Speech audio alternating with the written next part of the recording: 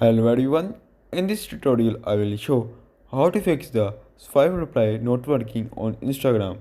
To solve the problem, open your Instagram.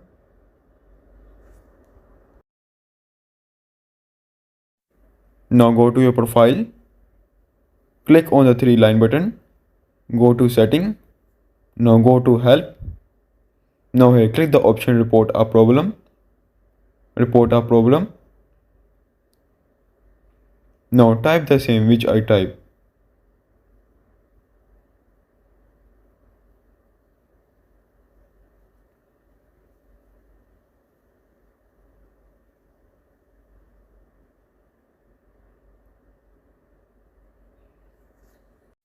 After typing the problem, submit the feedback.